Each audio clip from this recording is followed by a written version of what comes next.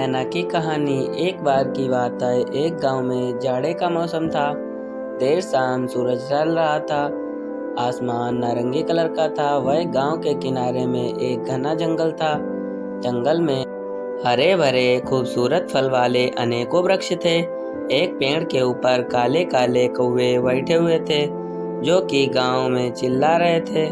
पूरे जंगलों में कौवे शोर मचा रहे थे और एक दूसरे से झगड़ा भी कर रहे थे। तभी एक मैना वहां उड़ते हुए आई और उसी पेड़ की डाली पर बैठ गई। जैसे वह पेड़ की शाखा पर बैठी तो सारे कौवों की नज़र उस पर पड़ी। सारे कौवे में उस पर टूट पड़े। नैना ने उन सारे कौवों से कहा, आज बादल बहुत है, अंधेरा इसलिए जल्दी हो गया है। मैं अपना घोंसला भूल गई हूँ। मुझे आज रात यहीं इसी पेड़ में बैठने दो। तब एक कवि ने कहा, यहाँ से तू जल्दी भाग जा। तब मैंने कहा, यहाँ सारे पेड़ ईश्वर ने बनाए हैं, इसलिए यहाँ के सारे पेड़ों पर अधिकार ईश्वर का है।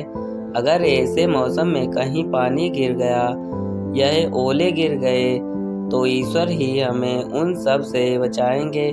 तब तो मैंने कहा, नहीं, तू यहाँ से निकल जा।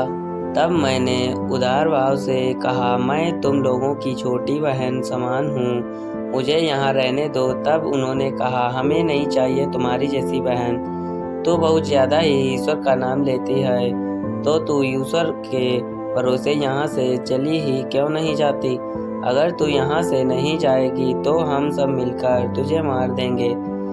तब सारे कौवे मिलकर उस पर झपट पड़े। वह डर के मारे वहां से उड़ गई।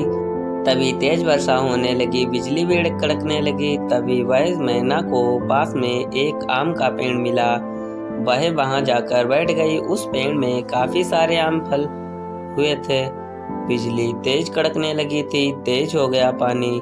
पानी तो गिर ही रहा था, अब तेज ओले भी गिरने लगे। बड़े बड़े ओले गिरने लगे। जिस पेड़ पर वह सारे कौवे बैठे थे, उस पेड़ पर ओले गिरने से सारे कौवों को चोट लग रही थी। इसमें कुछ घायल हो गए और कुछ जमीन में अधूरे पड़े हुए थे।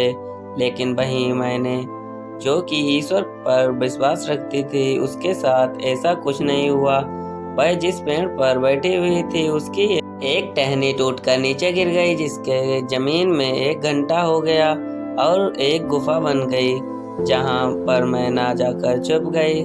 दिन की सुबह हुई। मैना ने सबसे पहले उठकर भगवान को प्रणाम किया और वह वहां से उड़ गई। घायल कौवे मैना को उड़ते हुए देखकर उससे पूछा, मैना बहन, तुम कहाँ थी? इतने ओले गिरे, तुम्हें कुछ नहीं हुआ? तब मैना ने कहा, आम के पेड़ पर अकेली बैठी रही और भगवान से प्रार्थना करती रही, उन्होंने ही मुझे बचाया है। तो दोस्तों, हमें इस कहानी से क्या सीख मिलती है? तो दोस्तों, हमें इस कहानी से ये सीख मिलती है कि मुसीबत में, विपत्ति में जो भी ईश्वर पर विश्वास रखता है, ईश्वर उसकी अवश्य रक्षा करता है और उसे सारी परेशानियों से मुक्त कराता है। तो दोस्तों, यहाँ पर कहानी समाप्त होती है। यदि हमारी कहानी आप लोगों को अच्छी लगी हो तो प्लीज़ वीडियो को लाइक, शेयर और चैनल को सब्सक्राइब कर लें।